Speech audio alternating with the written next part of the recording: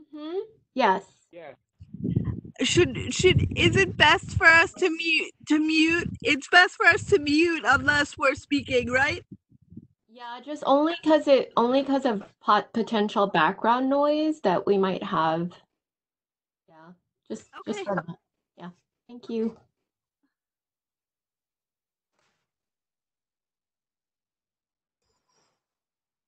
Hello, everyone. It's Jose. Hi, Jose. Give me a second to figure out. Take your time with it.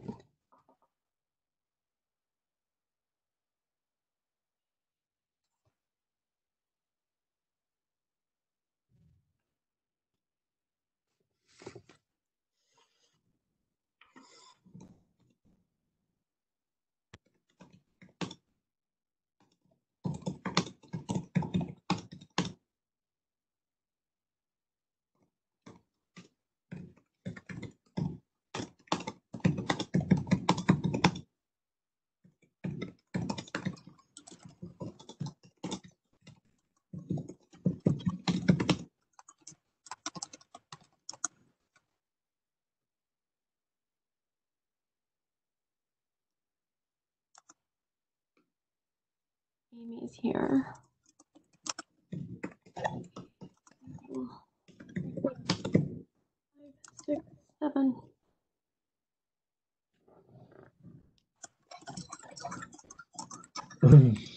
Hi, Dr. Saeed. This is Saad from MCN. Hi.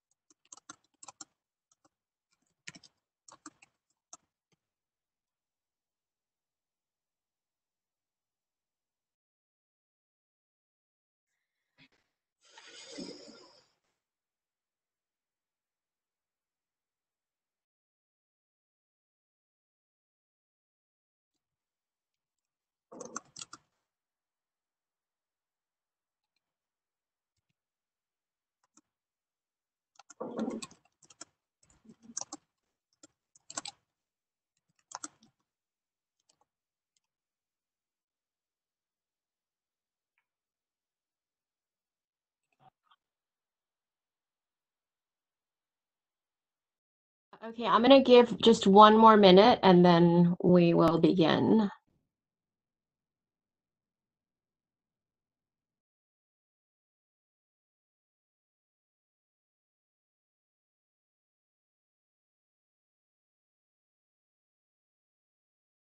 Can everyone hear me okay?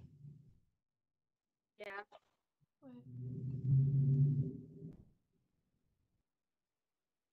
Yes. Sorry, I had to unmute to say yes.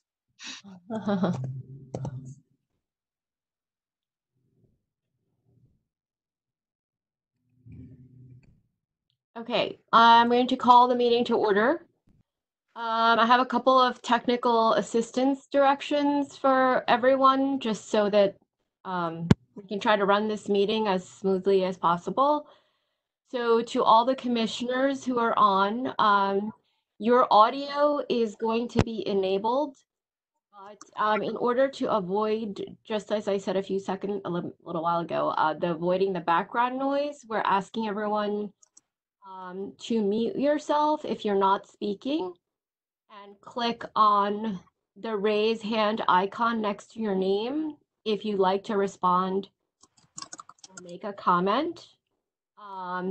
Or I think you can just unmute yourself. So that is for the commissioners, since this is a public meeting. And then for the other participants, oh, sorry, you might also be on the phone, in which case, if you are on the phone and not here through WebEx video, please do mute yourself. And then if you'd like to speak, I guess unmute and say what you'd like to say. And then to all the other participants, everyone is going to be on mute upon entry. And during the public comment period, we will enable audio for people. And then as for anyone who needs these instructions, if you want closed captioning, you can look on your screen and you will see an icon with three ellipses or dot, dot, dot. If you click on that, you should see an option for closed captioning, and you can select that for the duration of this meeting. During the public comment period, we will enable audio for people who will be speaking. This carpet seemed better today. The confidence check. And we are going to ask that you sign up to make comment, because we'll be calling on you in the order that we receive your requests. There were some instructions during on the meeting notice about how to sign up, but I'll just repeat them here. So what you need to do is click on the icon that outlines a person that's underneath, in the bottom menu. And you will, when you click on that, you'll see the participant list open at the right of your screen, and you can see that there's a raise hand icon next to your name. You would click on the raise hand, and you can also send, we'd like you to send a chat message using the chat icon on the menu control bar. Just write your name and affiliation to make a comment, and we will enable audio for you when we're going to call on you. There were also some instructions for those who are dialing in via phone during the meeting and want to comment. You can text your name and affiliation to a number which is 646-763-0628 to offer comment. And then we will enable the audio for you. So that's how we're going to do the comment period. To begin the meeting, since we can't pass around a physical sign-in sheet, I'm just going to begin with an attendance call because I can't see all the commissioners on my screen because there are about, so far, 47 people on this in this meeting. So as I call your name, please just unmute your mic and let me know if you are here. Chakatilian, Morad Awade, Eve Barron, Molly Bonner, Amy Breedlove, Present. Mark Diller, I'm here. Lori Fioretto, Anna Gill, Yeah. Anthony Harmon, I heard earlier. Anthony.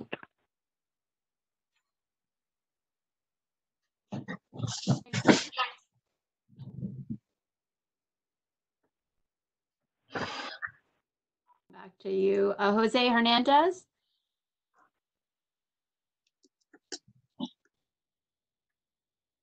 He's present, but his mic is off. Okay.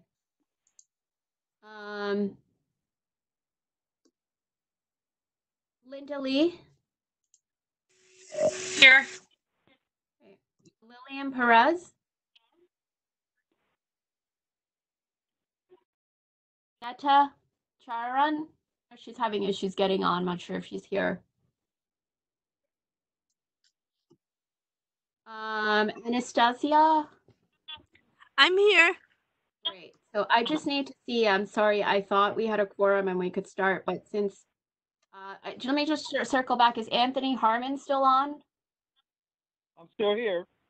Okay, amazing. And okay, Jose, we said, okay, so I think we're good to start. Can anyone hear me? Yes. Okay. Thank you, Jose. Great. Okay, so I just wanted to, in addition to all the commissioners, I want to thank everyone else who's on this, in this meeting today, members of the administration and our CBO colleagues, and also members of the public. As we all know, we are going through an incredibly difficult time. It's been very painful past couple of weeks, and because of that, we really value your time here today. And I think by coming together in this space, what we're really saying is that even in moments of crisis and enormous struggle for our city, we take civic engagement really seriously.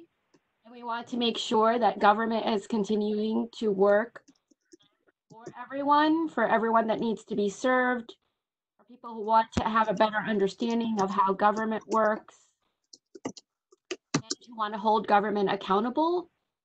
We want to keep the lines of communication open, and we want to keep working on transparency for our work and for all New Yorkers. I think this pandemic, the COVID-19 pandemic, has profoundly shifted how we conceptualize and understand civic engagement.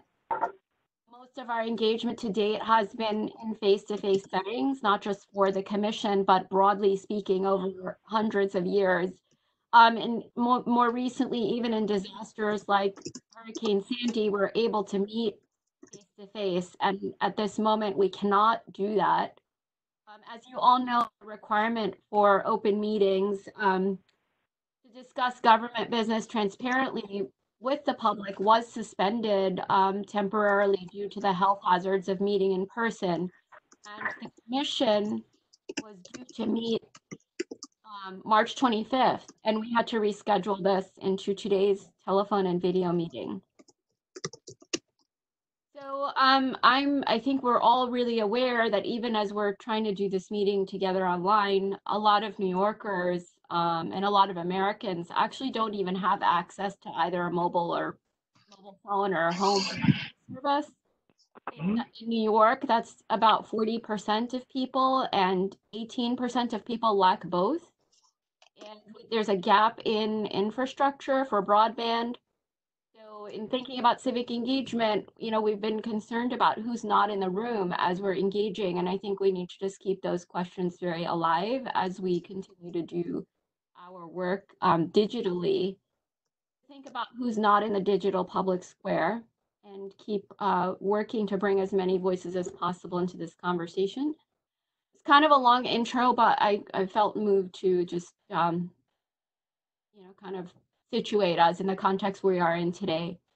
So the first item after attendance on our agenda is just voting on the minutes of our January meeting, which we didn't do during the public hearing. So everyone should have received the minutes by email. And I want to ask if there are any additions or corrections to the minutes that we sent you from the January meeting.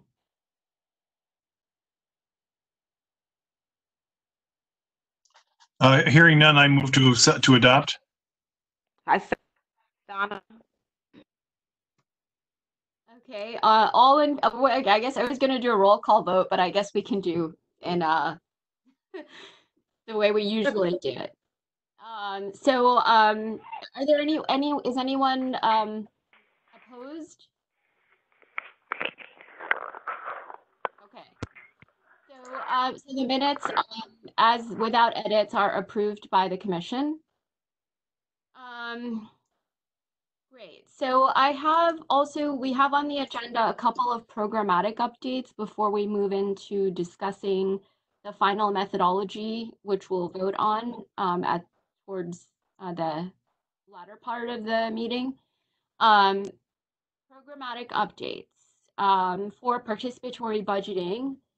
We are continuing to have meetings with the PB Advisory Committee, also having regular internal check-ins, including with OMB. And as everyone probably will understand, the city is really prioritizing needs that relate directly to the public health emergency right now. It's particularly for the executive budget. And I think given all the uncertainty, it's going to be tough to really make a solid decision on participatory budgeting until this health crisis stabilizes. Meeting the needs of all New Yorkers during the COVID-19 response is really a whole of government priority for everyone, and the PB allocation may be deferred to the adopted budget, which won't be released until June. However, OMB did indicate we should continue our planning, and we do have a charter mandate to begin to implement PB by July. So we're going to keep pressing on that front. However, we are recommending, given all the uncertainty, we're looking to do a scaled back pilot program in the first year. And we are continuing, as I mentioned, to work with the advisory committee on program design. And we're going to ask them and ask all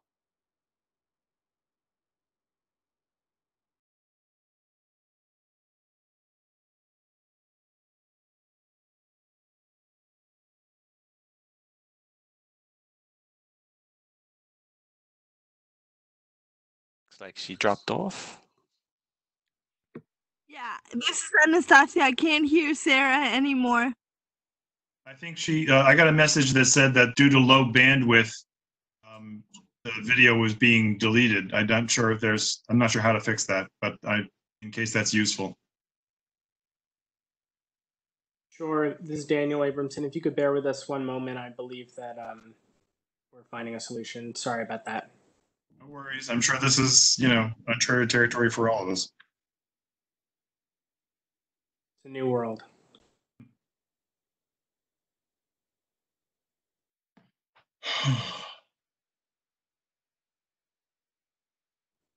I hope everyone healthy and safe. Can everyone hear me okay? I'm not sure who that was, but yes. You can hear me? This is Sarah. Yes, Yes, we can hear you now. Your video is freezing, but we can hear you. Okay, maybe I should just get off the video and see how that works. Okay, just let me know if it's a problem. Okay, so continuing to work with our agency partners, and we are trying to get a sense of the gaps in community boards' tech resources to help them avail and get ready to avail of online meeting tools. And in other program areas, we're starting to talk about how we build a more robust youth engagement. We've met with groups like Generation Citizen, the Citizens Campaign, who've been working in the space of youth engagement. And over the course of the next couple of weeks, we'll be reaching out to more CBO partners who are working in youth engagement, as well as in other areas related to our mandates,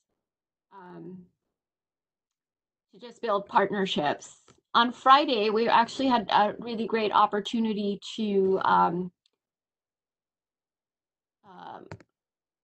we had an opportunity to participate in a civic tech workshop online with Columbia University.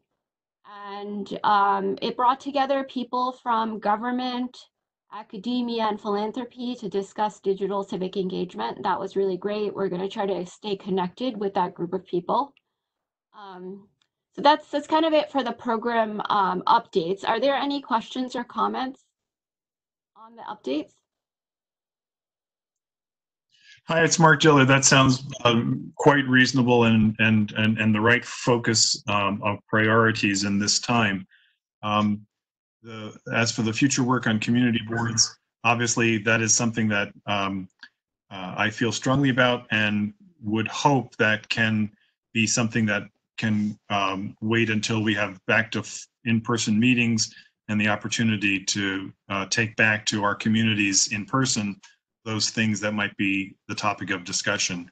So I joined in that, and thank you for that. Welcome. This is Donna. I had a question. The Participatory Budget Advisory Committee, we were supposed to get a schedule of their meetings. I know it's the times are really strange, but I have not believed that I've seen that. Did somebody send it out and I didn't pay attention? No, thank you for the reminder, Donna. We will make sure we send that out. Thank you. Sarah, can you go over the Skill Back program? That's what you cut off. What you said. What's that program? Can you say that again? The Skill Back program. Yes. The first program. We are just looking to. We're trying to think about.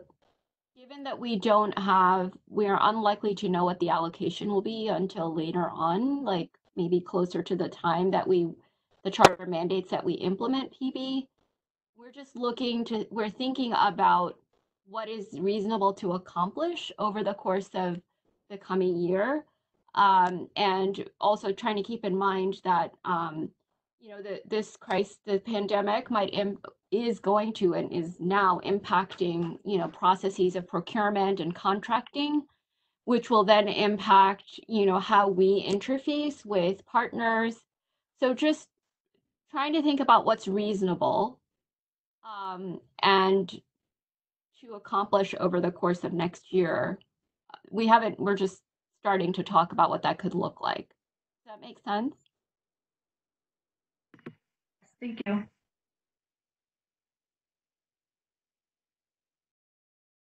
Anything else on this piece?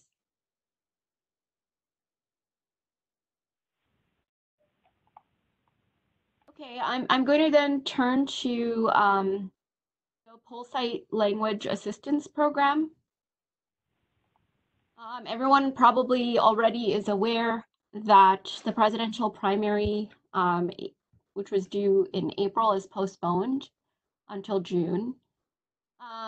And the commission is really putting forward this methodology, assuming that we will be in the field with our program in November as mandated by the charter.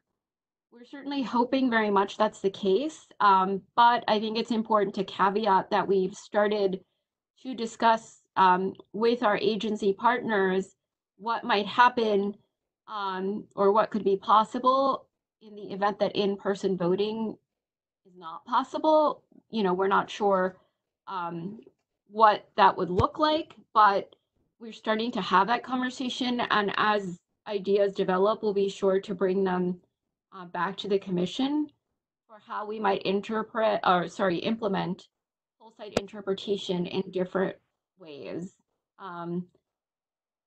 And as you all know, the methodology that we're talking about today is really for in-person voting specifically. Another update that I wanted to mention, because we talked about it in the hearing and beforehand, is we did meet with the New York City Board of Elections, and we started to talk about operational coordination on the day of election and also ways to streamline and communicate more effectively. So I'm going to now move into just providing an overview of the methodology document that has been posted. And we will then move into the FAQ, which summarizes some of the comments and concerns that we heard. And I'm gonna, for that section, I'll turn to Gagan to take us through some of those concerns. And then after that, we will have the opportunity to vote on the methodology. So just as a quick reminder, for anyone who might be new to this conversation, the New York City Charter requires the Civic Engagement Commission to propose and finalize a methodology for how the commission will provide interpretation services at poll sites for limited English proficient voters. And the methodology is meant to explain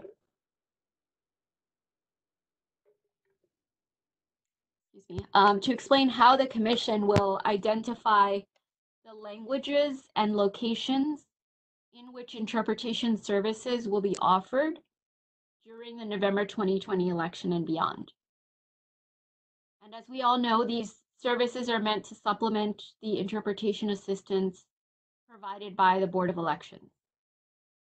We were required to post a prelim methodology on or before Jan 1, publish it for public comment for a minimum of 30 days, then revise the methodology, post the final on or before April 1, then to use this methodology for November 2020 general election and all general, primary, and special elections going forward.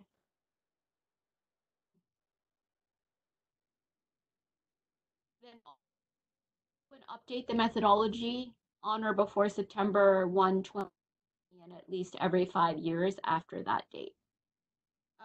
For the summary of what we have done to date, we did post the proposed methodology on Jan 1. We accepted public comments until March 1. And then we held a public hearing, which many people, we were really heartened from the diverse organizations and people who came to tell us what they thought, and also the folks who sent in comments through email and through our website comment form, thanking everyone who participated in that. The hearing recording and the transcript are available online. Francis, if you could just post in the chat the link to the transcript and recordings. It's available on our website. And then also the methodology and the frequently asked questions document are also available on our website for anyone who might not have them.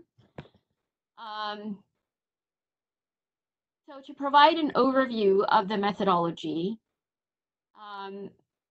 we're starting first. People ask us, what's the total number of poll sites you will be surveying? The total number of poll sites is really going to depend on the amount of money allocated to this program, the availability of qualified interpreters for the program languages, and the time that will be needed to recruit interpreters. Again, I want to sort of caveat or clarify that given where things are today, we may need to factor into account that the amount allocated to this program could change over time, right? The city's program to provide interpretation services is a voluntary program. It's a service that we are opting to provide, and it's consistent with our values on fair access for diverse language communities. So just, we just remember that that's an important consideration that is going to determine the scope of this program.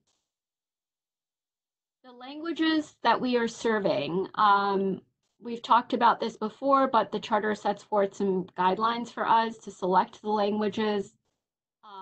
And we are,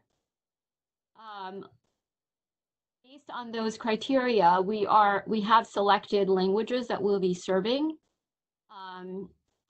And those languages are Arabic, Bengali, Chinese, French, Haitian Creole, Italian, Korean, Polish, Russian, Urdu, and Yiddish. We will be providing services in Bengali, Korean, and Chinese only in counties where the Board of Elections is not mandated to provide such services. The charter also, okay, we talked about the revision. This list of languages that I mentioned overlaps with the designated citywide languages, and approximately 86% of the population with limited English proficiency speaks these languages. The charter also permits the Commission to provide interpretation services to additional languages beyond the designated citywide languages, and there are two criteria that we've used to choose those languages. One is that the number of people who speak that language and are limited English proficient is greater than the number of people with limited English proficiency that speak the lowest ranked designated citywide language, based on US Census data as determined by the Office of the Language Services Coordinator and Department of City Planning. And in addition to that, we look for at least one poll site that has a significant concentration of speakers with limited English proficiency of that language. So in this methodology, Yiddish and Italian are included because they each have a greater number of speakers with limited English proficiency than the lowest ranked citywide designated language, which is Urdu.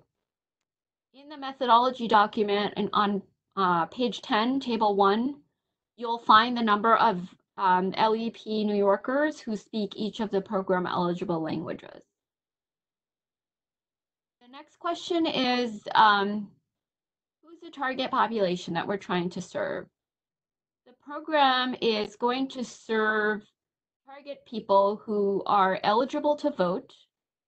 They speak a program eligible language, they're limited English proficient, and their home address is served by the selected poll site.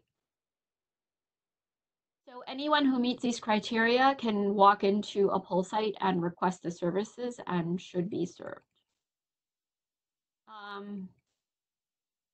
One of the important steps that we have to determine in this methodology is that there are many languages that we're trying to serve.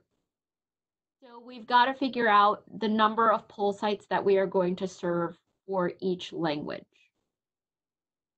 The ideal data that we would need for this is limited English proficiency data for registered voters in all of the program languages. We do not have that data.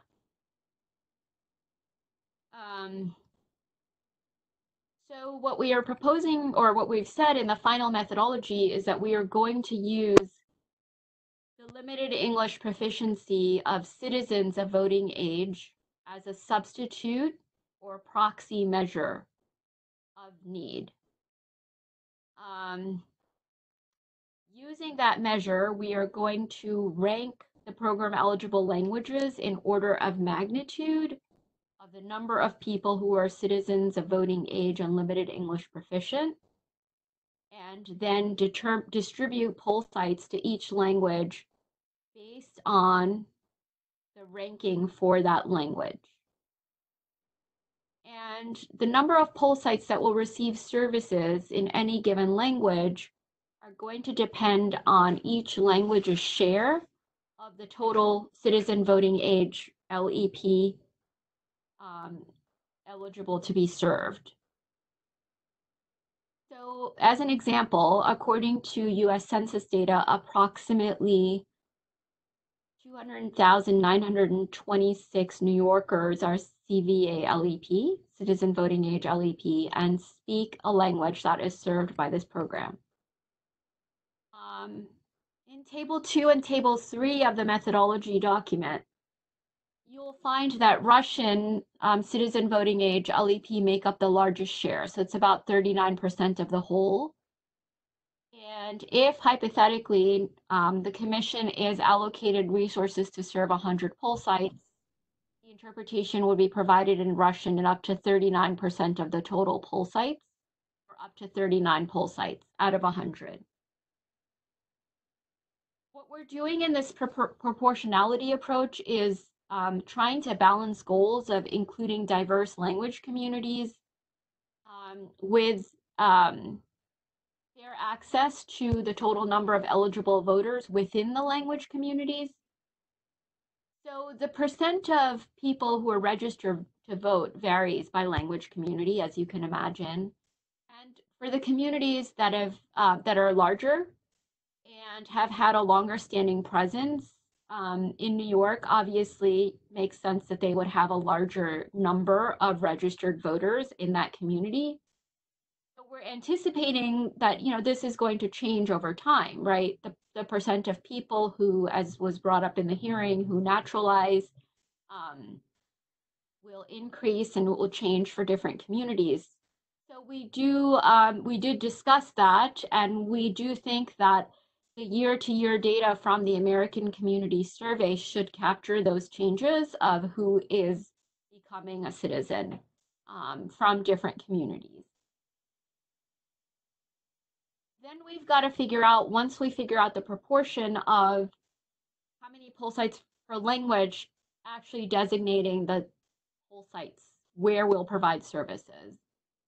So here we're looking at the concentration of citizen voting age LEP people who speak these languages and live around each poll site.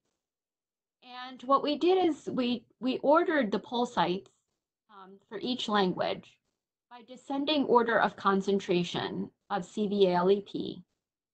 And then we went down that list and chose poll sites until that language's share is met. So for Russian, for example, we ordered from highest to lowest concentration of CVA LEP and chose the top 39 sites of highest concentration to meet that 39% share for that language. And then we would repeat that for every language. And what we're doing here is we're ensuring that the poll sites with the greatest concentration of citizen voting age LEP individuals are going to be served in this program. And so we'll be doing that for each language. And we might find, based on analysis of data, that there might be languages where there isn't a very high concentration, or if the population is spread out across many poll sites. So if that happens, we might face a situation where we'll need to reassign or consider reassigning anyway. And if that should happen, we will retain at least a minimum of one poll site per language. To clarify, we are not going to be doing that for November 2020. This is just after the first try. That there's a possibility that could happen. For November 2020, we will keep the percentages as described in the methodology for every language. We also talked about administrative data, such as surnames of registered voters within each poll site, interpreter journals on service utilization rates, the possibility of using that may occur, like we might actually do that in the future, but we will not be doing that for November 2020. Once this information becomes accessible, available, we could use it to cross-check and validate the specific poll sites that were selected based on ACS data for any given year. In the methodology, in the appendix, there's a list of hypothetical poll sites that could have been served using the poll sites that were given that were listed by the Board of Elections from last November. And obviously we would update this list every year. So that list in the appendix of the methodology is really just sort of to give you an understanding of where these poll sites are and how this methodology would be applied. So I think I'm going to now turn to Guggen to take us through some of the comments that we heard during the hearing and how we're responding, which are also listed in the FAQ document that was posted on the website, and you might also find it in the chat on the Get Involved page. If you click on that link, it should take you to the FAQ. So Guggen, the floor is yours. So can everyone hear me?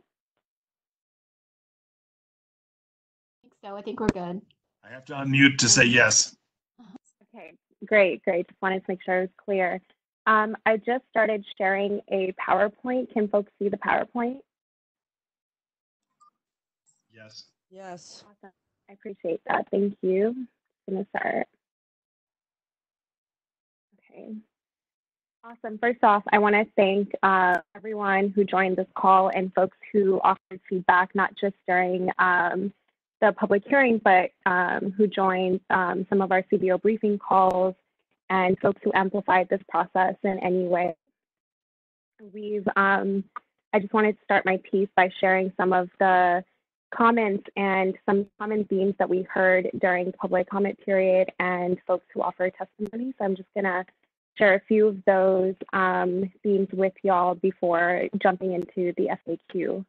So we were, during the public comment period and the testimony and the public hearing, some of the things that we heard was asking the CEC not to rely on administrative data that includes surnames and utilization data, expanding source data to select program eligible languages, the inclusion of non-citizens and New Yorkers 15 plus in our analysis,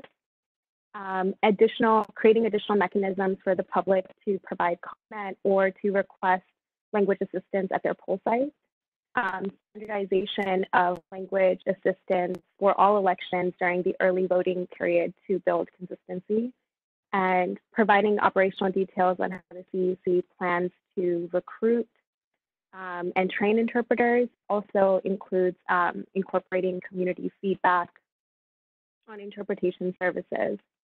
And another comment that we heard was revising the methodology more frequently than stated in the charter, which allows the CEC to revise the methodology every 5 years. So some of the questions that we're going to jump through the FAQ to provide some responses to the concerns that were raised by both individuals and organizations.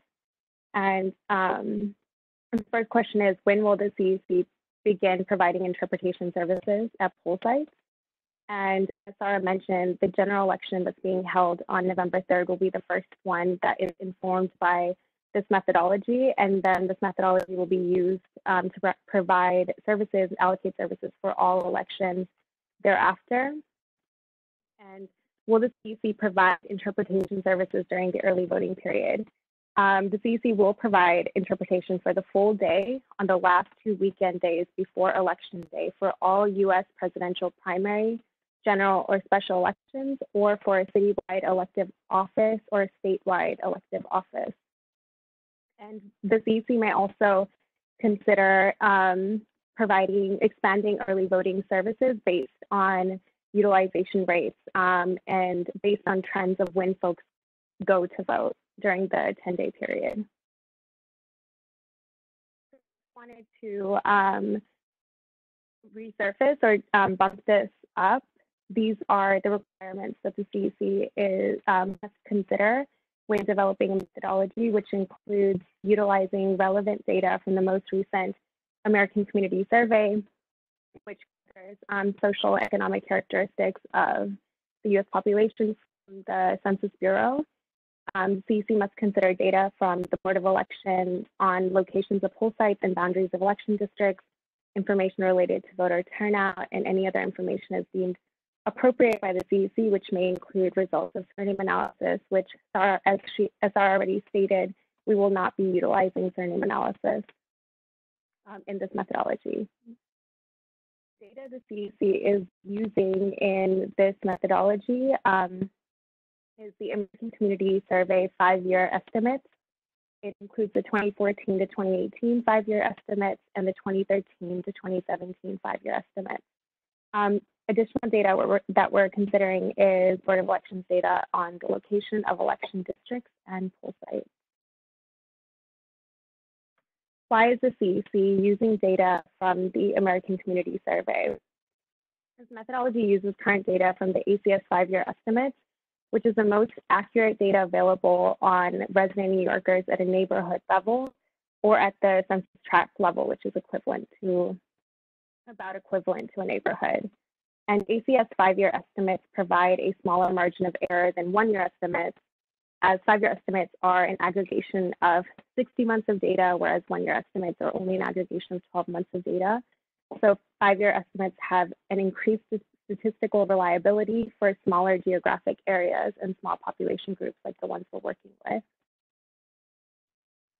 And the ACS collects samples from 3,143 counties and county equivalents in the US.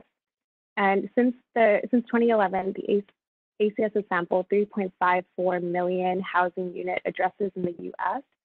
And the ACS gathers the social and economic characteristics that are listed on this slide that are relevant for this analysis, which includes information on citizenship, information on language. So does an individual speak a language other than English at home?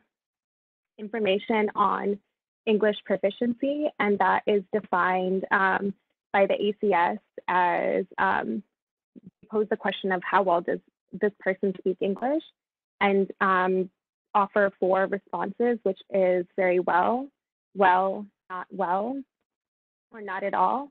So individuals who choose anything outside of very well are defined as limited English proficient by that definition.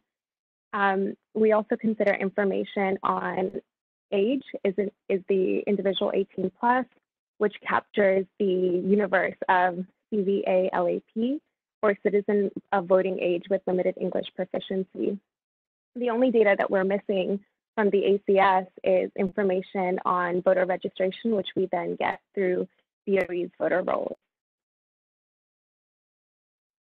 There's the NYCCEC.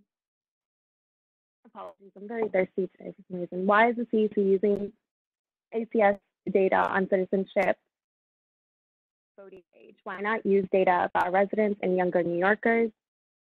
Why not use data on ethnicity and race? So as Sarah said, the goal of the Poll Site Language Assistance Program is to facilitate participation of registered voters with limited English proficiency. And the ACS captures population changes. For example, the ACS provides a snapshot of changes in this population, meaning the CVA LEP population. In the early part of the decade, the ACS showed the CVA LEP population growing by 7,500 annually, by 12,000 annually in the middle part of the decade, and by 25,000 in the most recent period. Thus, the ACS is able to track how this population changes each year. The average increase over the last decade was roughly 10,000 per year. And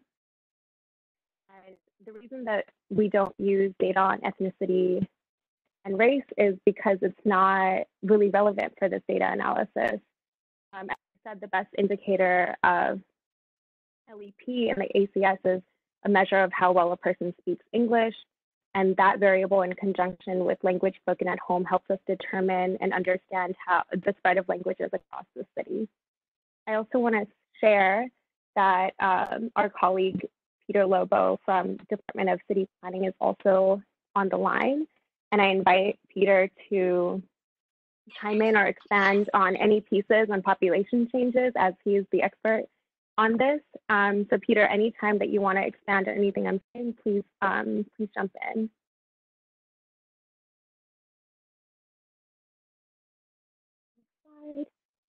How often does the U.S. Census Bureau update the ACS? And are there gaps because it is not updated frequently enough? As folks know, ACS is conducted annually, and it takes several months to prepare the data for public use, for public release. And if the most recent data was used for the methodology analysis of the CVA LEP population, the data would be no more than 14 months old. And at the neighborhood level, there is nothing more accurate on the CVA LEP population than the 5-year estimate.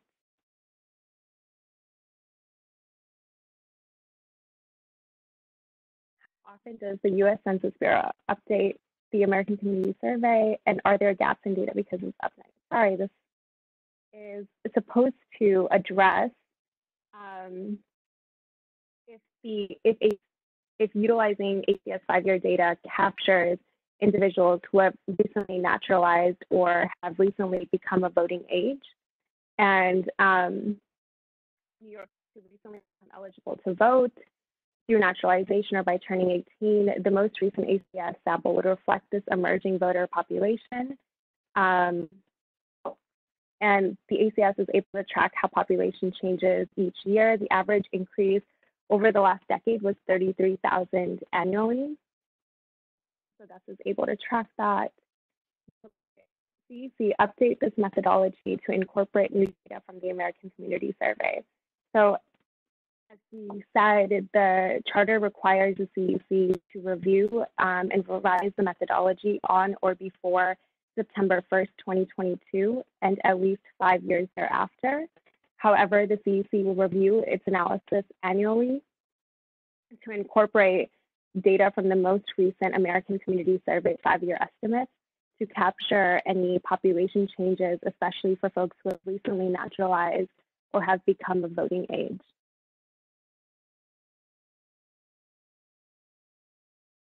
So this, Sarah spoke about this briefly. How many voters with limited English proficiency will potentially be served for each program eligible language? And this information can be found in the appendix of the methodology as well. So the table shows all of the program eligible languages and the potential number of individuals that may be served by allocating services at those poll sites. And the grand total is around, again, these are estimates, but in this hypothetical where we're providing, assuming that we'll be providing services at 100 sites, it would be around 69,940 individuals served through this program for one election. Right? Another question, another concern and comment that we heard from individuals and organizations was how will the CEC ensure quality in interpreter services, and how will the CEC recruit interpreters? So the CEC will recruit interpreters using through social media channels, through job posting websites, by conducting outreach to civic and community-based organizations, community-based language co-ops, and additional avenues that surface out of the Language Assistance Advisory Committee. So I just want to share really quickly, the Language Assistance Advisory Committee is a committee composed of 18 members, and their role is to provide feedback and inform the implementation of this program. They will also be helping with amplifying and developing the outreach strategy for this program, and we'll review trainer material that the CEC develops for interpreters, along with additional community-based organizations that are interested in providing feedback on that as well. Interpreters will be assessed for written and spoken fluency in English and at least one of the program eligible languages. Returning interpreters will continue to be screened on a yearly basis to maintain quality within the program. So although an interpreter may work several elections in 1 year, they will be rescreened on an annual basis. And training material will be reviewed by members of the Language Assistance Advisory Committee prior to utilization. Will the public be able to provide feedback on interpretation services? So the CEC will hold public convenings to establish a regular during which individuals may provide feedback on the quality of interpretation services. They can also provide anecdotal comment on their experience, or in addition, like needs that they see emerging, or perhaps that there is a high need for a specific language service to be provided at this poll site in this neighborhood. We would be really, we rely on building community partnerships to further learn how to shift our allocation and inform programming. The public is encouraged to submit comments and feedback through the CEC's website as well, to ensure that the program is reflective of community need and experience. You may do that any time. The CEC also convenes the LAC quarterly, although we've met more so like every 2 months. Individuals interested in joining the committee may review the criteria on the CEC website and submit an application. We accept applications to the LAC on a rolling basis. So please, if you know individuals who are interested in joining and informing this work, I can also, Francis, if you can also share that link in the chat as well, that would be great.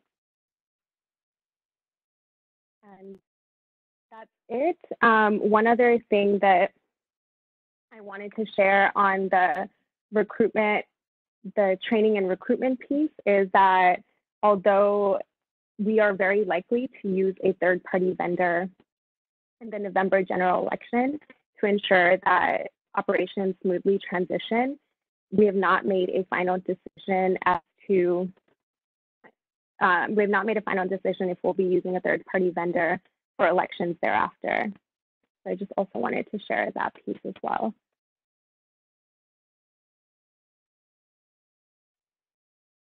All right, stop sharing this. Thank you, Gagan, for that. I'm going to now open it up for any questions on anything that Gagan and I said before. We'll take about, I guess, a couple of minutes for Q&A, and then we need to move to the resolution. Hey, it's Murat. Can you hear me? Yep. So I just wanted to, I asked in the group chat, I'm not sure if we're asking questions there, but how many languages is the ACS administered in? Just because that's what we're using as our main form of like data. Peter, do you know the answer to that question?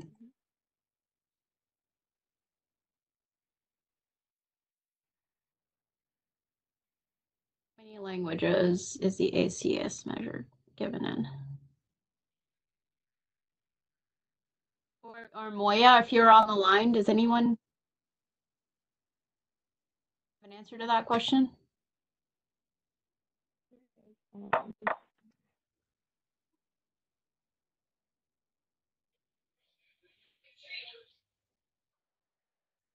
Francis, are they unmuted? Yes, they are. Thank you. Okay, well, we might not have an answer to that question right now, Murad, so unless someone... This is Asher. Oh, Asher, thank you. Hi, I know that the decennial census is administered in 12 non-English languages. The ACS, I think, is the same, but I'm not completely certain of that. Okay. We should be able to get a list, yeah. Thank you, Asher, so much.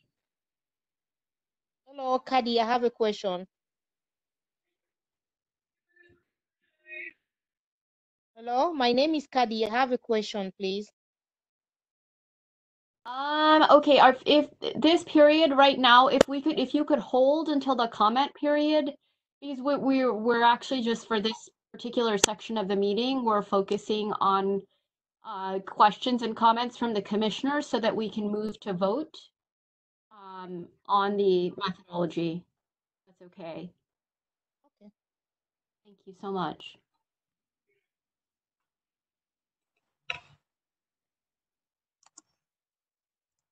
I have another comment to say, but I don't want to take up too much space if there's someone else who has a question or comment.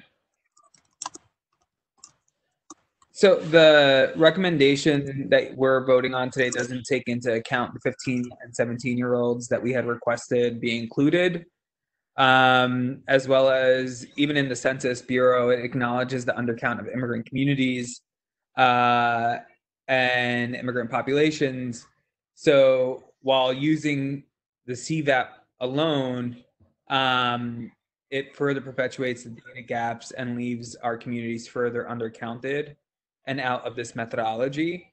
So I think that is a slight and potentially big oversight in moving a program like this forward. And I'd like to understand why those two are. I'm sorry for joining late, by the way, but I had another commitment right before this. So if that was the case, I'd like to hear the answer to that. Yeah, thank you so much, Murad. That's a really important question, and we know that came up a couple of times during the comments and also written comments that we received. I'm just going to start answering that question, and then if other folks from other departments or Gagan want to chime in, please do. I think our concern here is that this service, as we all agree, is meant to be for people who are registered voters of age, right? So they have to be a certain age and they have to be registered to vote. The question is, how do we decide where those people are residing and how we pick those locations? And the best measure that we have of that data is the LEP data by citizenship status. The point about residents who become citizens and people who become of age, I think that our selection of poll sites doesn't mean that those people are excluded, right? I just want to be clear that this methodology chooses a location or chooses a certain number of poll sites, decides which languages are in which poll site.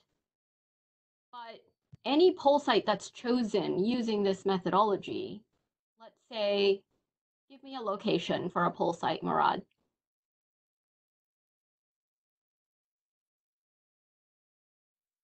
Let's say, 7115 Fifth Avenue, Brooklyn, New York. Right. So let's assume that this methodology says that that's a poll site that we want to serve people at, okay, today. And we got to that poll site by using the 2018 data. We're now in 2020. So your concern is, are we leaving people out who might become citizens, between 2018 and 2020, and who might become of age? And I would answer that by saying, my understanding, anyone who becomes a citizen and anyone who is of voting age and is registered will be able to come to that poll site and be served. It's just like a question of whether we would, whether we would be, so they would be eligible to walk in and receive services. So I don't think we're necessarily leaving them out. The question is whether we have a good estimate of where the poll sites should be. And we think using the citizenship measure combined with LEP gives us a good sense of the poll sites with the highest concentration of eligible voters. Yeah, we have to remember also just that the measure itself of eligible voters, the citizen voting age measure, isn't taking into account whether or not those people are actually registered. So it's just like it's a little bit of a data analytic puzzle because we don't have the actual variable that we need, right? So it's like, what's the best next approximation, the thing that we were struggling with in doing this analysis. Does anyone else want to add anything to what I've said to clarify maybe? And just to add to my initial comment, there's more than 80,000 people who become new voters each year.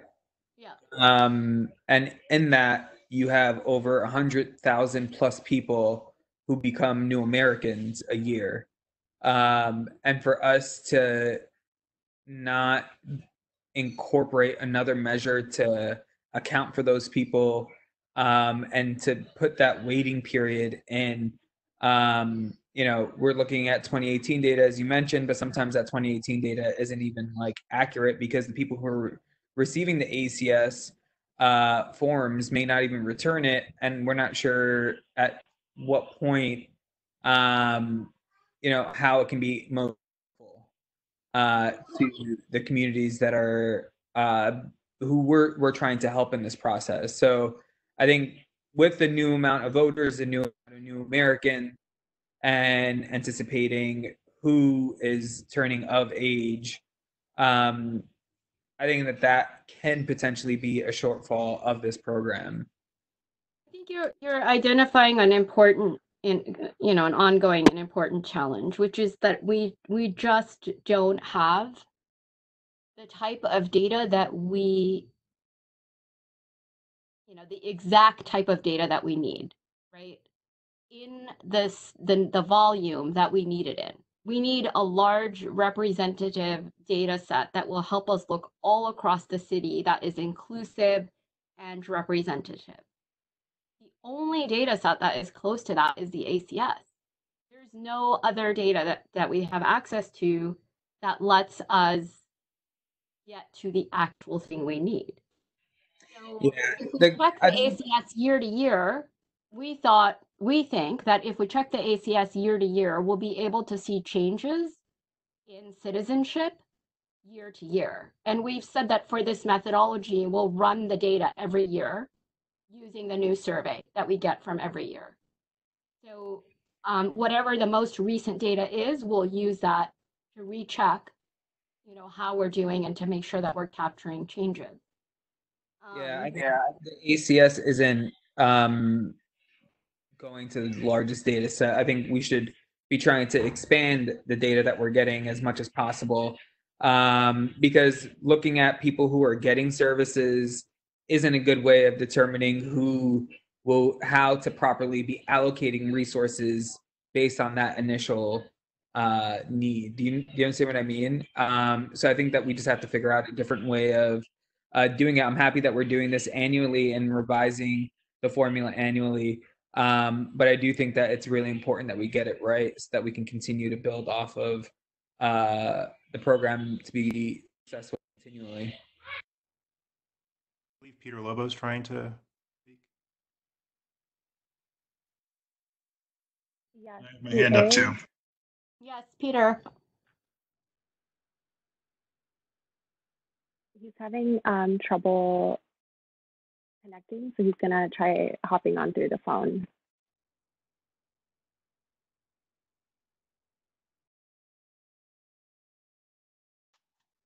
Could I jump in meanwhile while you're getting Peter? Yes. Thanks. So this is Mark Diller. I did a quick look while Murad was speaking, and it's a little hard to tell from the census website, but it appears that the written ACS materials are available in the 6 usual suspect languages, but that interviewers are equipped in 30 languages. So it is some measure of comfort, although not as much as we might want. My overall comment on the presentation and on this resolution when we get to it is that we are building the capacity we need. It is far from perfect right now, but that's because, as the chair mentioned, the precise data set that we need doesn't exist, so we may become the tool to collect it. I am supportive of the effort for that reason, and it is not for lack of trying that we don't have a better data set, and that perhaps we can be the instrument of moving that forward in some positive way, recognizing that there's a cost to that, which is that it would be better if it were better now.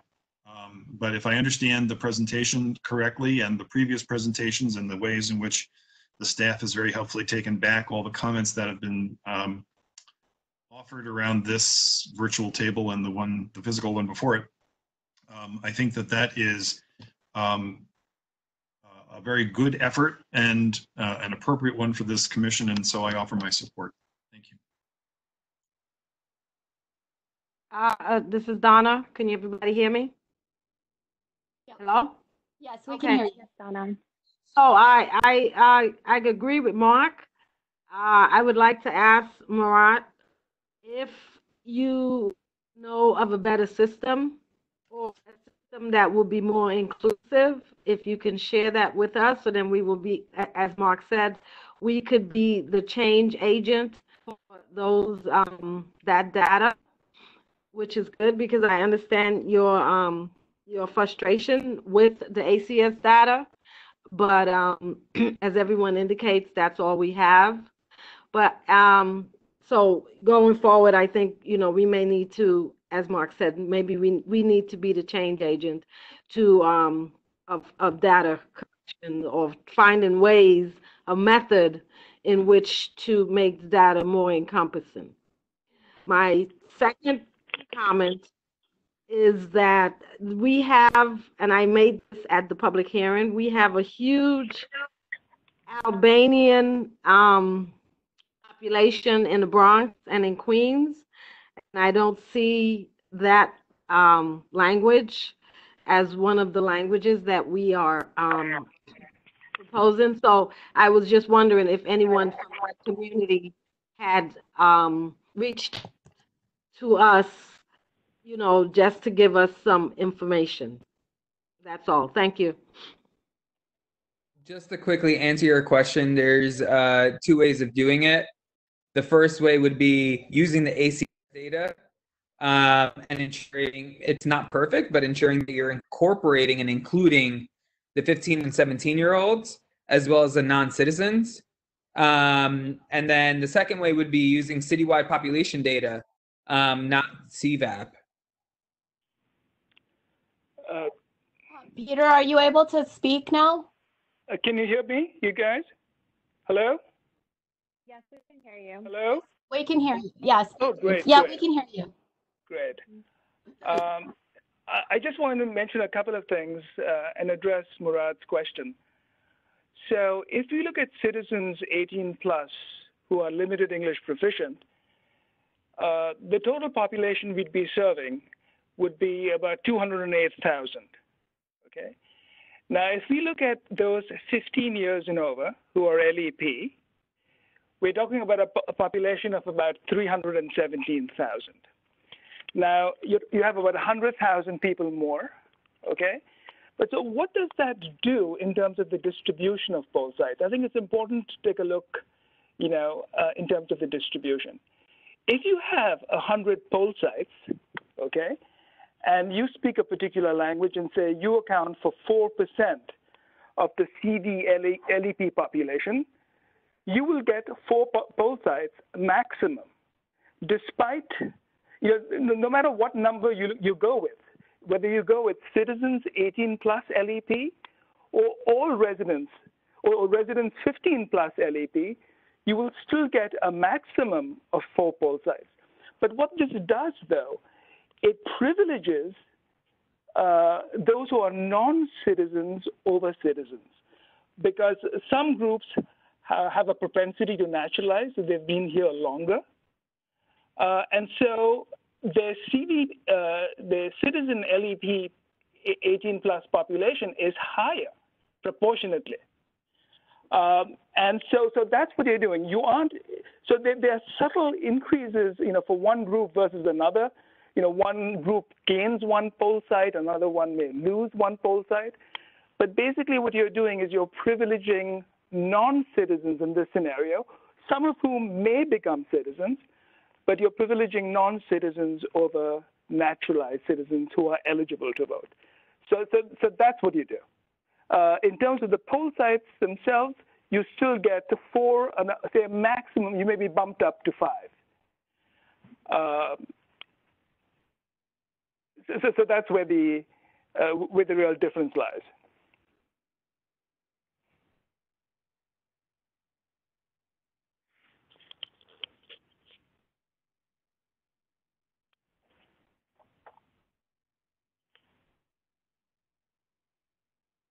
I think part of our challenge here is also that the ways in which communities are becoming citizens, there are emerging language communities that are becoming, more eligible to vote, naturalizing, registering. That's happening more and more. And we see that reality on the ground for so many of the communities we're working with. And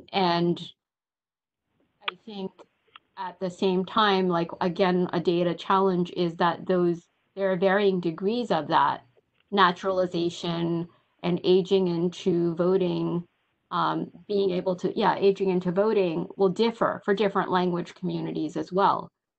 But Peter made a good point, which is that when you look at the proportions across the languages, it really doesn't change that much.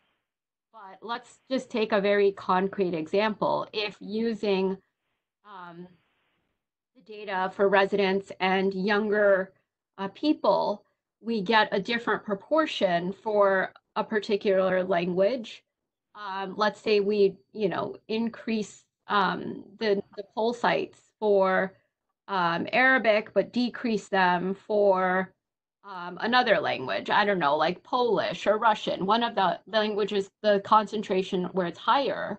What would actually happen is that if we drop a poll site from one of the communities that have more people who speak that language, ultimately the number of voters would drop because there are more people who are citizens of voting age and eligible to vote in the larger language community.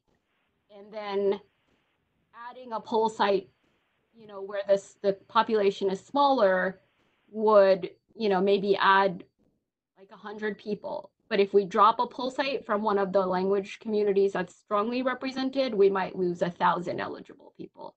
So that's another thing to keep in mind, is just like, it's about individual languages and how they're served, but then also how we try to be as fair and inclusive as possible across all the languages.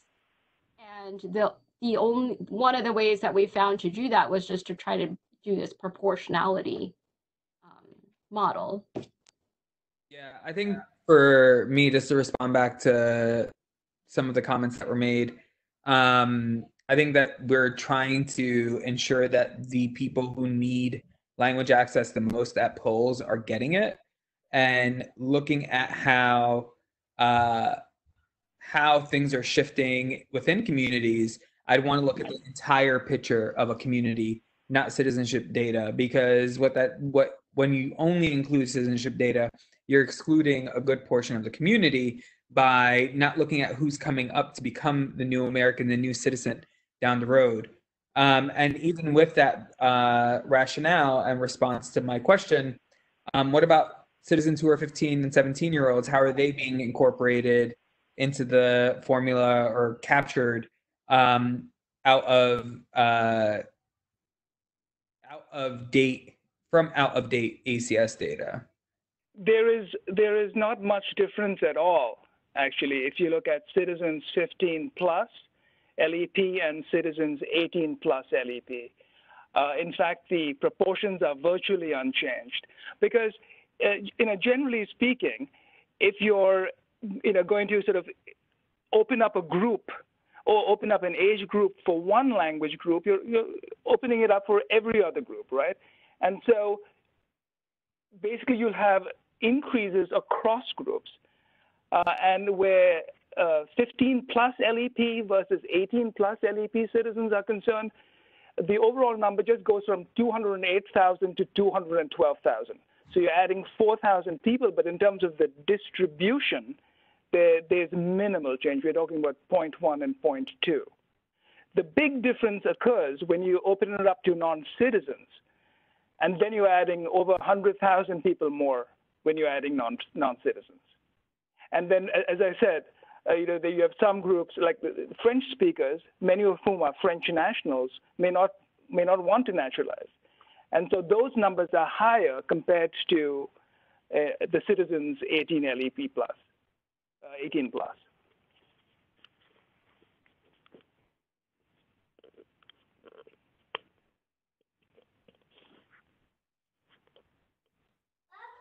I don't want to continue to hijack this conversation, but the last piece I'll say is that if we're looking at like next year's voting elections that are coming up in 2021, we're going to be looking at 2018 data, and that's just going to really be past time data that's excluding a ton of people. And that's what my comments here are, not to try to be arbitrary in any way or slowing down the process.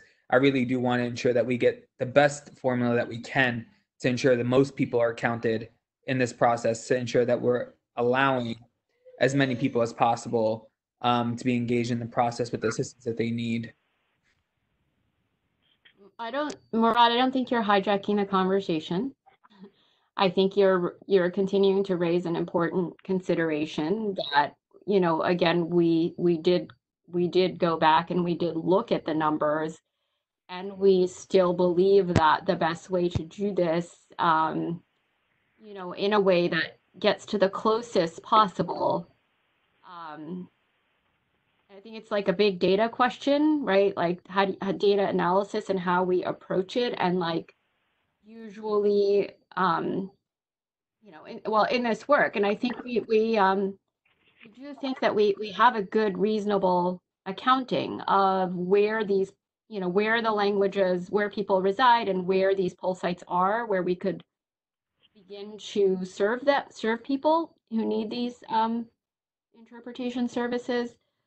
But I think, as Donna also mentioned, like we should continue to talk about how we improve the data. And if there are other things that we should consider, we should keep talking about it. We have the opportunity every year to relook at the data.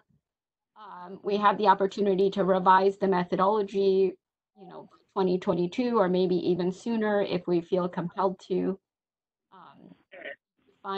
So I think there is flexibility in the process for us to say this is where we're going to start, but we're going to keep these concerns in mind. And to me, like, it's just, again, even though I'm not so sure that if we start with residents 15 plus, that we're actually going to come up with markedly different poll sites than we would serve. The proportions aren't changing that much. So if the actual poll site isn't changing, to me, if a poll site is in this methodology, and like anyone, again, like I said before, maybe I'm being simplistic, anyone who becomes a registered voter in between 2018 and 2020, if a poll site is picked, they can still be served, right? I think I'm probably being simplistic, but I'm sorry, we have to be mindful of the time. I think we actually need to move to the resolution. So I'm hoping that we can definitely continue this conversation. To move to the resolution, again, this was sent to you all, and we are going to, I'm just going to go through it really quickly. The resolution is basically summarizing the charge we have in section 3202 to provide a poll site assistance program. It reviews that we proposed a methodology and we posted it. We took in public comment, and we provided interpretation. We helped people meaningfully participate in that hearing to the best degree possible. And we also received comments on this proposed methodology from our agency partners, Moya and DCP, and we were able to, in spite of all the transitions that had to be made, we were able to publish the preliminary final methodology on April 1 in accordance with the charter deadline. We are now resolving that this preliminary final that was posted would be approved as the final methodology, and that this final shall determine poll sites and languages covered by the Language Assistance Program until further action is taken by us as a commission with respect to this methodology. There's also on the resolution, there's a final methodologies procedure to implement, to summarize the implementation of the program. And I wanted to just ask if Kwame, you would like to say anything about the procedures section? Thanks, Sarah, and good afternoon, commissioners. I'm Kwame Akosa, Law Department. Just to be very brief, the appendix attached to the resolution is intended to summarize the final methodology that was posted on April 1 by the Commission. The intent is to describe that methodology in a very succinct fashion and to use language that is basically legislative in nature, to be very precise about what the Commission is promulgating here. And the audience here is the public could rely on this to understand the methodology, but primarily this would be used for government officials who are trying to understand the poll site methodology and how to implement it. Okay, does anyone have any questions or anything to raise about the resolution? Oh. I'm ready to vote. We have to vote on it. Okay, we have no changes to the resolution. So I think what I'm going to do here, because again, I just want to be sure that I'm going to do a roll call vote on this. So if you could please, I'm going to call your name, and if you could just say where you stand with this resolution. Murad.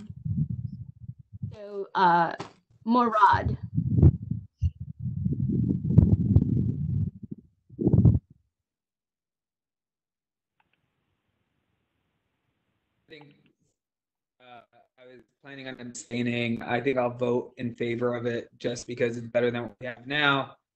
And I think we need to be able to better modify it in the future. And I'm hopeful we can do that with these beginning steps that we're taking today.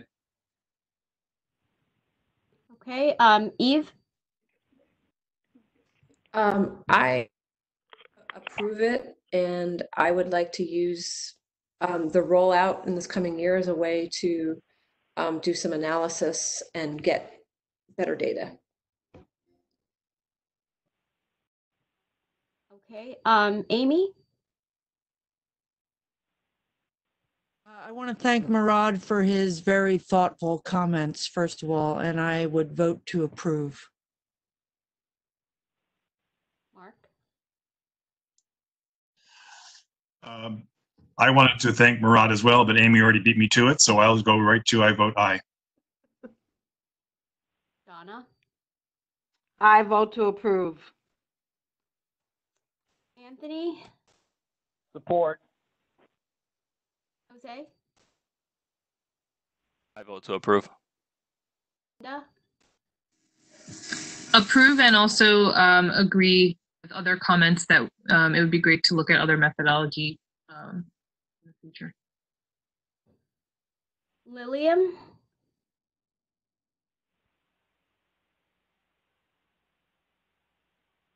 I think Lillian Perez is on the phone. Lillian, are you there?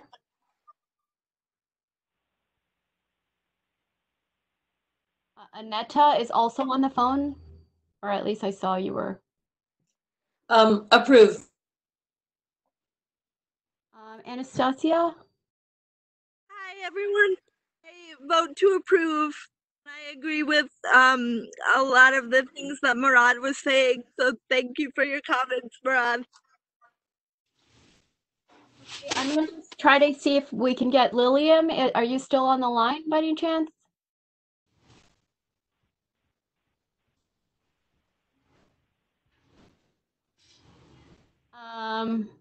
Okay, and I think Lori Fiorotto, are you? I don't think you joined, but Lily speaking, but no, we're not hearing her. I don't think she's on the call. Okay, so I mean, it looks like the resolution is approved because no one opposed.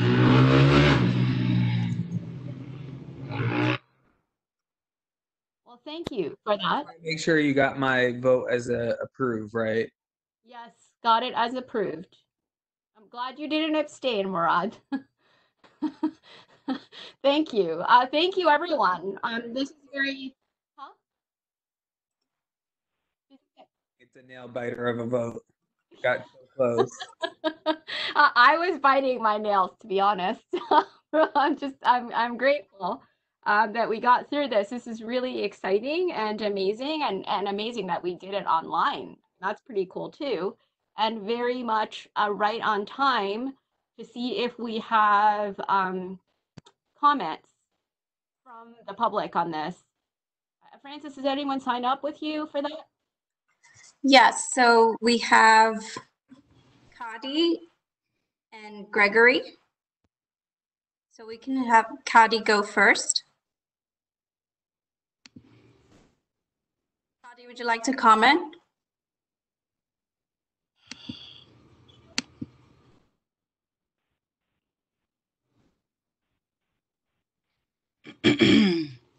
Kadi? Sure. Okay.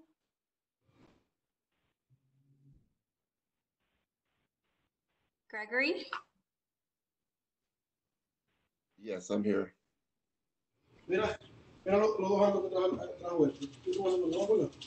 amor. Ahí no, que déjame ver. Ajá. Los dos handles, déjame ver cómo son.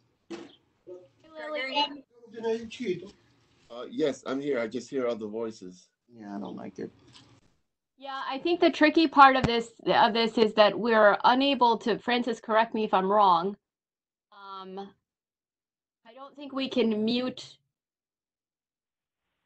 So Gregory is unmuted. He should be able to comment. Everyone else is muted.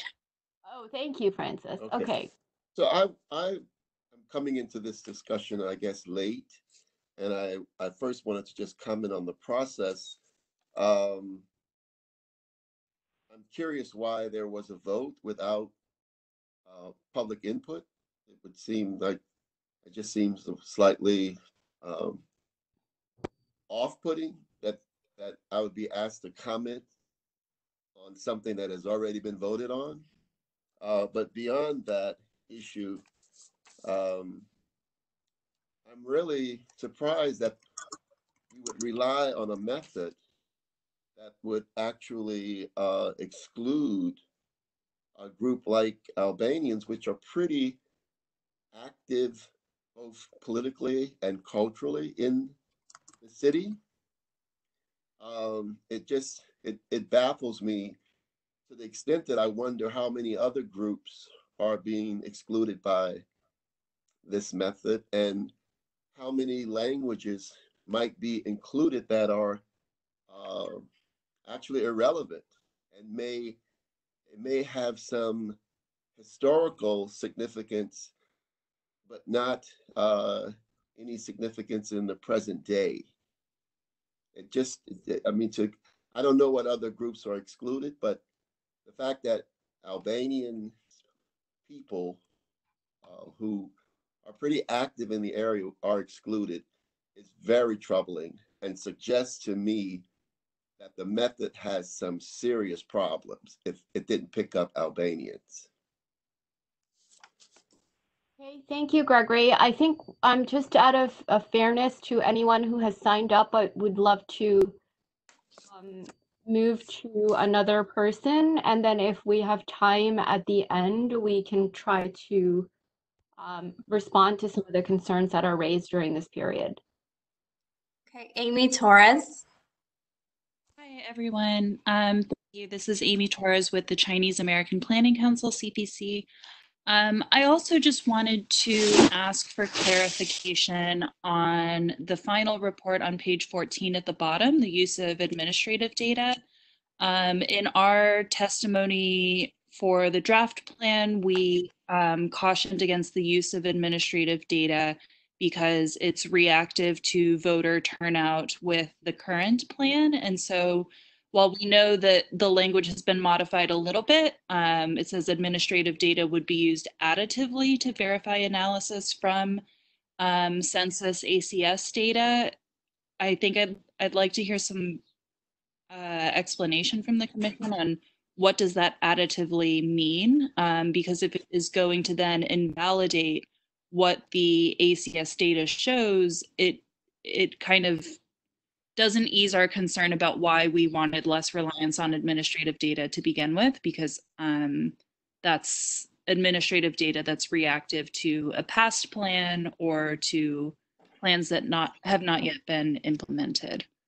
So that's my question, and I'd appreciate any follow-up. Thanks, Amy.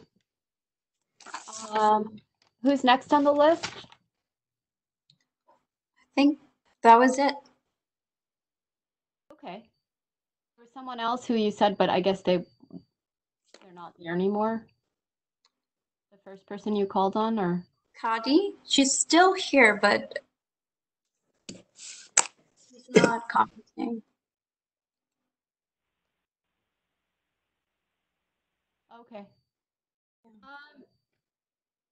So if there isn't anyone else who wants to comment, I mean, I can try to pick up on some of the questions, and I would ask my colleagues, Gagan or Peter, or anyone from Moya or Asher, if they want to help answer these questions.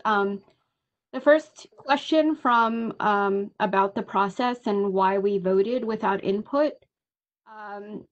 Just as a reminder to everyone, we did have a period of 2 months where we took in comments on the proposed methodology, and we reviewed those comments and tried our best to answer them in the FAQ and as we rework the language or revise the methodology, taking into account that people did have certain concerns. So that's part of why we didn't include that type of input in today's meeting, because we held a public hearing and took comments by email and by website before this. As far as the exclusion of languages that should be served, we are confident that we are reaching the language communities that have the highest concentration in New York City. However, I would like to say that we're excluding a lot of languages, and we are also not going to every poll site, even for the languages that we are selecting. So there are a lot of people who are not going to be able to access New York City's interpretation services, which is, again, a voluntary interpretation program. There's nothing compelling us by law to provide these services, which will mean that the resources for this type of program will always be, constrained. Like, we won't be able to serve everyone. And that's part of why we really need to make sure that people in these languages who speak these designated languages, or the poll site program eligible languages, people who don't speak these languages but are limited English proficient, that we do our very best to increase awareness about people's right to interpretation and that they can even bring their own interpreters with them to the poll site. And this is something else we're working on as a commission, is to try to promote more education around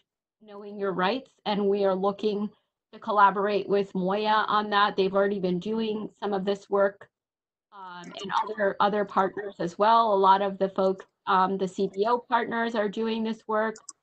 We really want to amplify that message that even for languages who aren't represented here, that they do have their rights. And we can also explore whether there's possibilities to support those language communities through other ways, right? And that should definitely be an ongoing conversation. Does anyone want to add anything on that first question? I'm not sure about the numbers for Albanians, but I don't know if the demographers or Ash or anyone wants to say anything about that.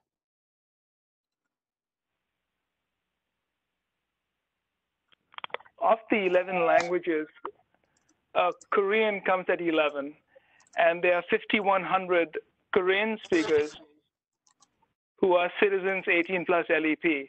Albanian obviously is lower. So, if you don't make that threshold, you're off the list, because there are just a limited number of languages that can be served. The CEC providing are consistent with language access services that the city provides, and the New York City Charter requires the CEC to prioritize designated citywide languages. And then in addition, we can add additional languages if, like Peter said, the speakers of that language are greater than the lowest ranked citywide language. And Albanian doesn't meet those two criteria, and thus we bound by the charter, we can't. It's not a program eligible language because of that reason.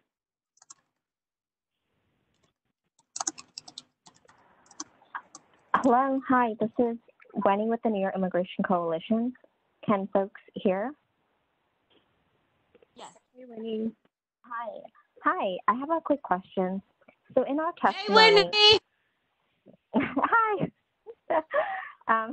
Hello, I'm not sure who that was, but in our testimony, we had mentioned that we encourage that the commission expand their services to include both weekends of the early voting period instead of one. And it seems to me that at the present, that recommendation was not adopted. I'm wanting to understand what was the understanding and what was the reasoning behind that. Also wanting to echo some of the concerns that was raised earlier by Murad relating to the age. And we really believe that we need to have a inclusive and representative data set. But as the data that is presented at the moment, we believe that the way the ACS has been delimited is not representative of the needs of this community. I want to echo that it is very, we're looking back at past need instead of what is needed for the future. And we really encourage visiting, and I know the folks have voted, but visiting the expansion of this data either now or in the future. Thank you, Winnie. To go back to Amy's, is there anyone else who would like to comment? Okay, to go back to the question on admin data, we share a lot of the concerns about the admin data. And so as you noted, and as we said in the methodology, we are not using admin data at all for November 2020.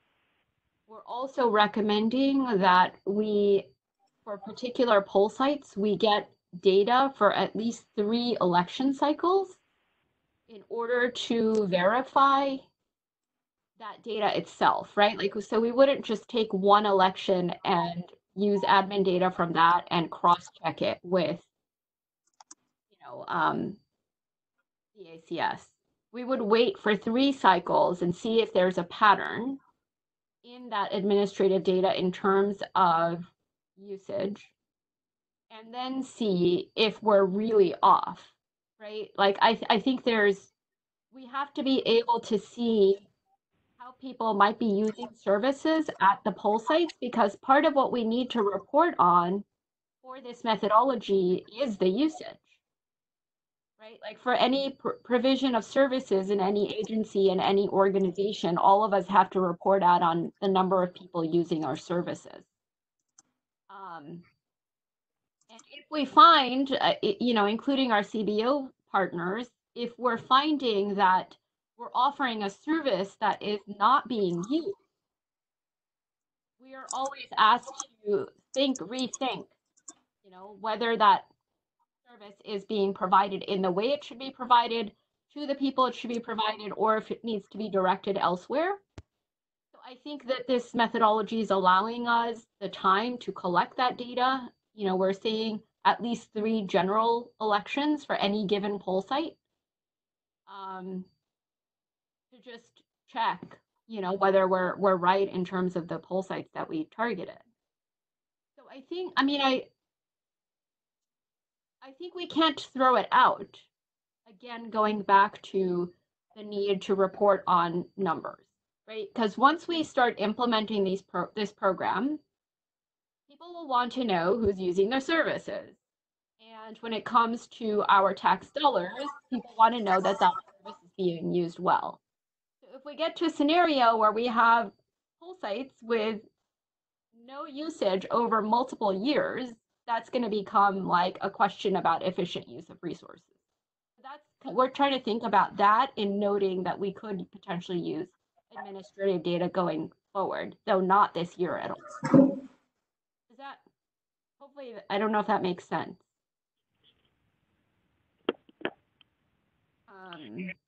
But we can, if it's not clear, let's continue to talk about it. I wanted to go to the last comment about weekends and early voting. We are at the moment, without knowing clearly like the resources allocated to this program, the question of allocating or providing services in both weekends for early voting is right now mostly about resources, and also getting a clearer understanding of how many people are going to vote early, which days. But mostly, I think it's, for a lot of us, it's about resources. So does anyone want to add anything to what I said? I can continue to invite Moya to comment here if you'd like to, based on your experience.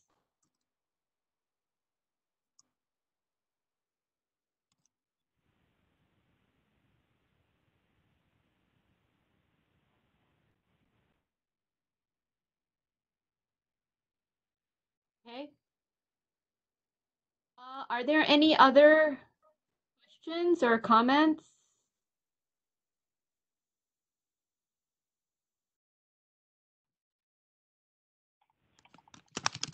I have a question. Hello? Can everybody hear me? Has anyone thought about education around ranked choice voting, given the fact that elections may be pushed, right, or not? Yeah, can you identify yourself? Oh, I'm sorry. My name is Aisha Bravo. I'm the District Manager of Bronx Community Board 7. Okay, great. Hi. Thanks for joining us, Aisha. So we are actually, it's not a part of this methodology, but it's definitely on our minds that the voting process is due to change. And I think we're all going to be thinking about how we are going to educate multiple language communities in that process. And yeah, definitely, we're going to need to do that for sure. Is that something I'm guessing you'll discuss in the future, right? Yes, we'll need to, right? Because if we're trying to provide interpretation services and the whole way we're voting is changing, we're going to definitely need to make sure that we're doing a lot of education around the changes. Thank you. Thank you.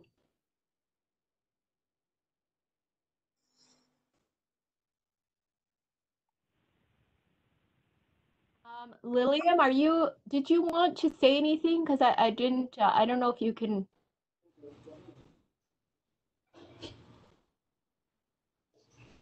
Hear us or.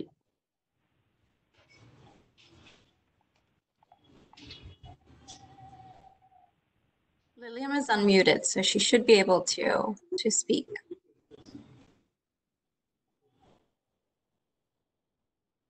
Yeah, not sure.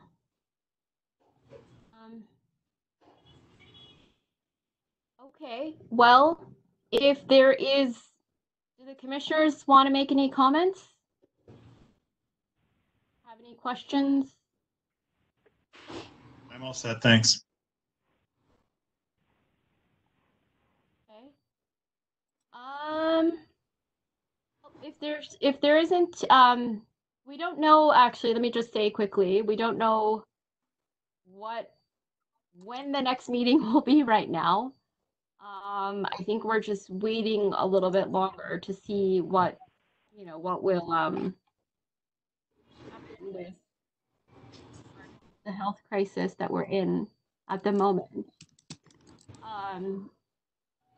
We'll have some other things to talk with you about. Like we are working on a language access plan for the commission, and we'll need to continue our conversations around participatory budgeting and of course the community board stuff, but we'll be reaching out to schedule a meeting, and it would be amazing if our next meeting could be face to face. I hold hopes out for that. It may not be possible, but we'll stay in touch about that. So if there are no additions and I'm not leaving anything out, could I hear a motion to adjourn the meeting?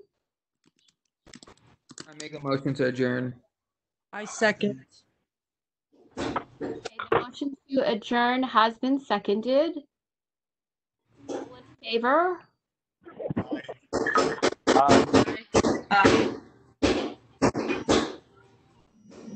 Okay, any opposed to adjourning the meeting? Okay, so I'm going to, the motion passes. I call this meeting adjourned. I just want to thank everyone so much for taking the time to be on this call at some, I don't know what the highest number we had was, but it was over 50 at some point. And it's really, really so exciting and heartening for me to see that you came to listen and that you're interested in our work. And we really look forward to staying in touch with everyone over the next couple of months. Thank you so much again. Take care of yourselves, and everyone stay safe. You and your families and your loved ones. Goodbye. Bye. Bye. Thank you.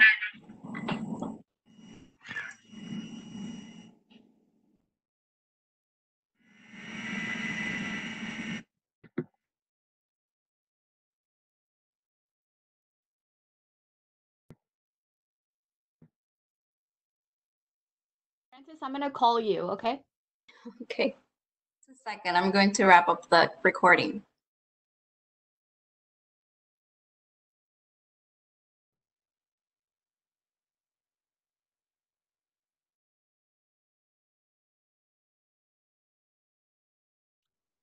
I'll just message you.